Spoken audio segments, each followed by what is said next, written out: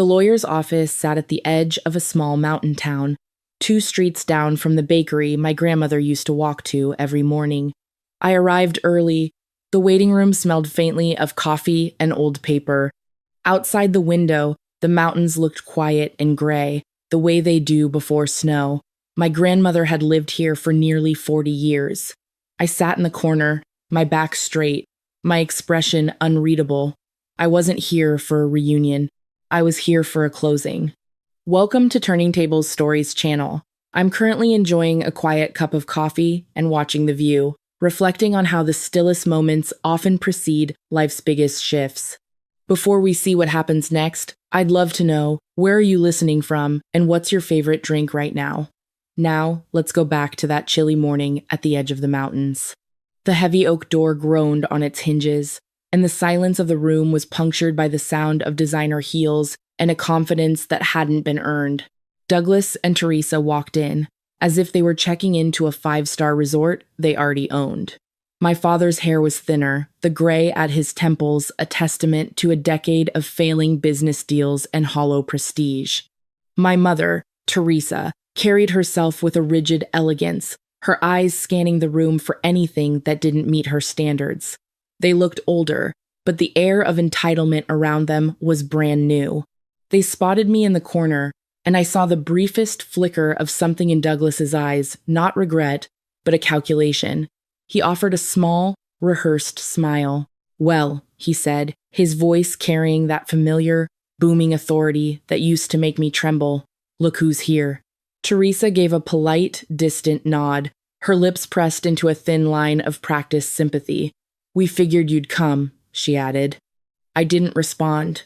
I didn't stand up. I didn't even blink. Instead, I looked at them the way I look at a site survey for a new project, analyzing the structural flaws and the vanity of the design. I opened my professional notebook and rested my pen against the page. I wasn't a daughter today. I was an architect. I was here to document the collapse. Anger wasn't loud this time. It was clinical. My father leaned back in one of the waiting room chairs, his hands folded over his stomach, as if he were already presiding over a board meeting. He began talking to my mother about the potential of the Blue Lake estate, discussing renovations and market values, as if the woman who had actually built that life wasn't currently ashes in an urn. To them, Beatrice's death wasn't a loss, it was an acquisition. I watched the way Teresa adjusted her designer scarf, her mind clearly already moving the furniture in a house she hadn't stepped foot in for years. They were vultures, circling a legacy they had done nothing to sustain. They assumed their bloodline was a key that would open every door. They didn't realize that a decade ago, they had changed the locks themselves. I looked down at my notebook and wrote a single word: hollow. Their confidence was a facade, with no load-bearing supports. I had spent 10 years learning how to build things that last, while they had spent 10 years pretending they weren't falling apart. The lawyer finally stepped out, his face a mask of professional neutrality. He signaled for us to enter. Douglas stood up first, adjusted his blazer, and led the way, as if he were the master of the house. I followed last, my steps silent, my mind as cold and clear as the mountain air. The lawyer's chair creaked as he shifted his weight, pulling me back from a memory as sharp and cold as a surgical blade. I looked at my father, Douglas, sitting across the desk in his bespoke Italian suit, and I saw the ghost of the man who had delivered my sentence 10 years ago. It was my 19th birthday, but there had been no celebration, no cake, and certainly no warmth in that house. The air in the dining room had smelled like polished mahogany and the bitter, metallic scent of my father's failing real estate deals. There was only a legal contract lying on the table, and Douglas hadn't offered me a gift. He had offered me an ultimatum. He needed the $150,000 my grandfather had set aside in a trust for my architecture degree. He didn't want to invest it. He wanted to liquidate it to fund my sister Hannah's luxury lifestyle, her sorority fees, her designer wardrobe, and her elite social circle at an Ivy League school. Hannah had stood behind them that night, adjusting the diamond earrings my stolen tuition money had bought, looking at me with the same cold, practiced indifference as our mother. She wasn't a bystander. She was a willing beneficiary of my collapse. When I said no, the air in the room felt like it had been sucked out by a vacuum. "If you're going to be this greedy and ungrateful, you're no longer a daughter of mine," he had said, his voice as final as a judge's gavel. Teresa, my mother, didn't even look up from her phone. She just adjusted her silk scarf and sighed. As if I were a defective piece of equipment she was finally ready to write off. They gave me exactly 1 hour to pack my life into a single suitcase.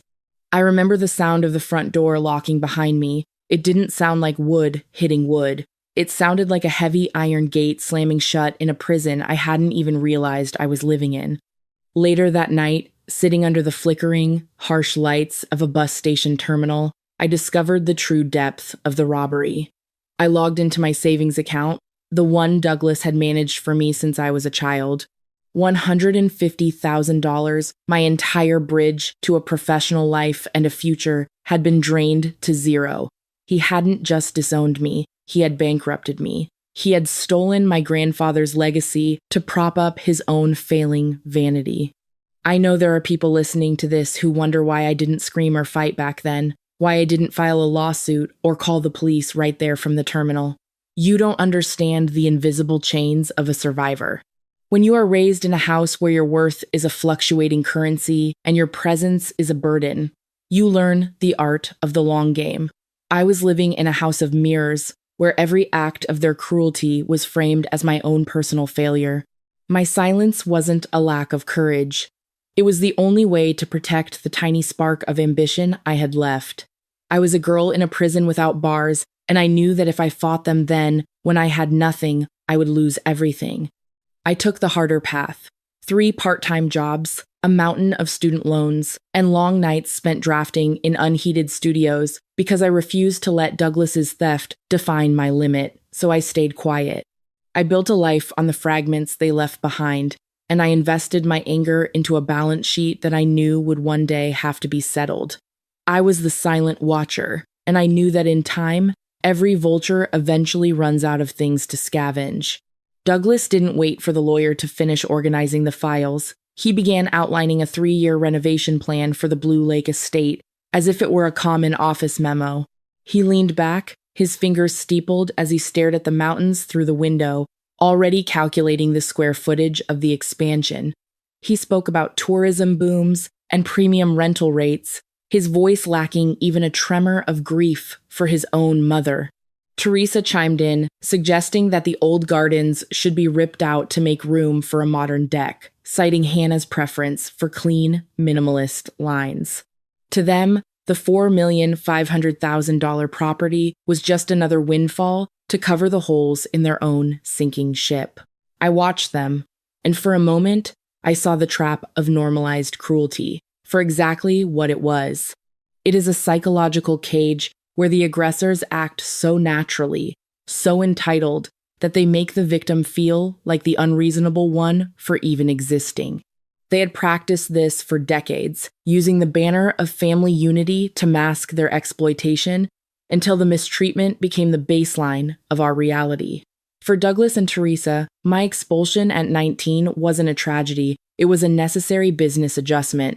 Now, they were simply adjusting again, attempting to reintegrate me into their narrative because I was the bridge to the assets they craved.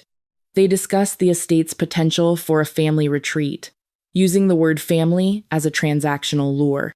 They assumed that because a decade had passed, the balance sheet of my pain had been wiped clean. They didn't see me as a person. They saw me as an obstacle that could be negotiated away with a few empty smiles and a shared business interest. It was the ultimate narcissistic move, treating a death as a promotion and a betrayed child as a silent partner. I kept my pen moving across the page of my notebook, recording their every word with clinical detachment. I wasn't just taking notes, I was building the evidence of their delusion. Every time Teresa mentioned Hannah's vision, or Douglas talked about the estate's untapped revenue, they were digging their own graves. They were so focused on the horizon of my grandmother's fortune that they couldn't feel the ice underneath them beginning to crack. Their arrogance was the very tool I would use to dismantle them. The lawyer cleared his throat, but the sound didn't break their momentum. They were in too deep, convinced that their bloodline gave them an inherent right to the legacy Beatrice had built. They didn't know that Beatrice had spent her final years watching their entitled behavior with a sharp, judgmental eye. They didn't realize that the woman who made tea for me at the bus station had also been an architect, not of buildings, but of a final, inescapable boundary. I looked at Douglas's steepled fingers and thought about the $150,000 he had drained from my future. I thought about the cold nights in that studio apartment and the thousands of hours I spent drafting until my eyes burned. My father thought he was the one doing the accounting today, but he was wrong. The debt was 10 years old, the interest was high, and I was finally ready to collect. The lawyer straightened the papers, the sound of the parchment crisp and final in the dead air of the room. Douglas leaned forward, a hungry light in his eyes that he tried to mask with a facade of dignified mourning. Teresa sat like a statue of social grace, her fingers twitching near her designer bag, already mentally cataloging the furniture. The primary asset, the lawyer began, his voice devoid of emotion, is the Blue Lake estate and its surrounding property, valued at $4,500,000. Douglas nodded, a slow, predatory movement that he probably thought looked like respect. Of course, he murmured, his voice smooth and transactional. It is exactly what she would have wanted. Keeping it in the family. I watched their faces through my architectural lens, noting the structural collapse of their patience. They weren't mourning a mother, they were eyeing a windfall. But the lawyer didn't stop. The entire property is to be transferred solely and entirely to my granddaughter Madison. For 3 seconds, the room was a vacuum. Then Douglas let out a short, dry breath of relief. "Well," he said, adjusting his blazer as he looked at me for the first time with something other than contempt that makes things simple. "We can start the paperwork for the shared business arrangements tomorrow morning." Teresa's smile returned, her eyes cold as the Adirondack winter. "Yes," she added, "and we will need to discuss the management structure for the family resort." I didn't smile back. I didn't nod. I didn't give them the satisfaction of a single emotional flicker. I just looked at the lawyer and waited for the floor to drop out from under them. "There is, however, a specific final clause attached to this primary inheritance," the lawyer said, his gaze shifting to my father. "It is titled the blood limit provision." Douglas's smile didn't disappear, but it froze. It became a fossilized remnant of his own arrogance. The lawyer read slowly, each word a clinical hammer blow against the foundation of their greed. "This property may not be transferred, sold, or entered into any shared ownership or business partnership with any individual who has previously and formally declared a severance of familial ties with the inheritor." The silence that followed was absolute. My mother's breath hitched, a sharp, ragged sound that cut through the room like a jagged piece of glass. "What does that mean?" she whispered, her voice finally losing its practiced poise. "It means," the lawyer said, closing the folder with a definitive, metallic snap, "that the estate must remain solely under Madison's control. By formally executing a severance of support and abandoning your fiduciary duties as a parent a decade ago, you have triggered a permanent exclusion. This isn't just a family spat, it's a documented history of abandonment that violates the core requirements of this trust. If you disowned your daughter at 19 and told her she was no longer part of your roof, you are legally barred from ever touching this legacy. No shared business, no management roles, no access." Douglas's face went from a dull red to a ghostly, sickly white. The confidence drained away, leaving only the hollow frame of a man who had just realized his own cruelty had become a prison. I didn't say a word. I just picked up my pen and crossed out the word family in my notebook. The accounting was beginning, and they were already bankrupt. The lawyer didn't let the silence breathe for long before reaching back into his leather portfolio to pull out a secondary dossier, thicker and more clinical than the first. Douglas was still frozen, his face a mask of pale fury, but the lawyer didn't look at him. Instead, he looked at me. "Madison, there is an addendum regarding the founding of your architecture firm 3 years ago. You received a private seed investment of $200,000 from an anonymous trust.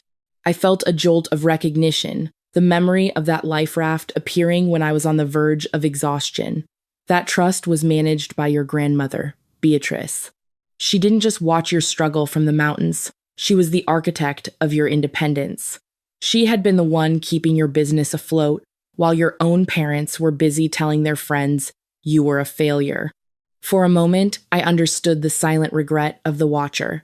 She hadn't stayed away out of indifference, but out of a difficult, grandmotherly wisdom, waiting until I had built my own foundation so that her gift would be a crown, not a crutch. Beatrice's action hadn't been a sudden impulse, but the final result of decades of internal struggle and silent observation. She had been caught in a psychological gridlock, hoping her son would rediscover his own conscience while witnessing the systematic destruction of her granddaughter. Her cancer diagnosis wasn't just a medical sentence. It was the final deadline that forced her to stop hoping for their redemption and start planning for my protection. The lawyer then dropped the real bomb onto the mahogany desk, a forensic audit. Before her passing, Beatrice hired a private investigative firm to track the $150,000 missing from Madison's college fund. While the theft occurred a decade ago, the statute of limitations remained open due to fraudulent concealment. Douglas used forged monthly statements to hide the missing funds, a trail Beatrice only uncovered during her final forensic audit. We have the bank records, the forged signatures, and the direct transfers into Douglas's failed real estate accounts. I leaned forward, sliding a small, silver USB drive across the mahogany desk toward the lawyer. Grandma didn't find the truth alone, Douglas.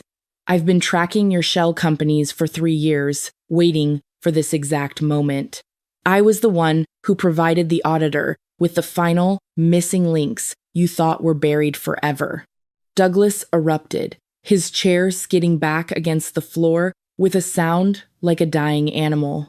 "You manipulative little coward," he shouted, his face contorting into a mask of narcissistic rage. "You turned my own mother against me. You're destroying this family's reputation over ancient history."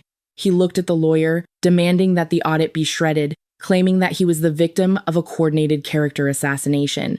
Teresa didn't yell. She just started typing on her phone, her fingers moving with a frantic, toxic energy. I knew exactly what she was doing, preparing a social media post to paint me as the ungrateful child who had brainwashed a dying woman for a payday. They weren't shocked by what they had done. They were only shocked that I had stopped playing along. I sat in absolute, steely silence. I didn't defend myself because the ledger was already printed. I just looked at the forensic audit and then back at my father. I wasn't the child he had locked out anymore. I was the one who had the keys now. The accounting was finished, and the balance sheet showed that they owed me 10 years of my life. Winter has finally settled over the Adirondacks, draping the Blue Lake estate in a silence so thick it feels structural. I stand on the mahogany porch of the $4,500,000 sanctuary my grandmother protected for me, watching the snow blur the line between the sky and the frozen water. The air is sharp and unforgiving, much like the finality of the will we read months ago. My phone remains face down on the railing, a quiet rectangle of glass that no longer dictates my emotional state.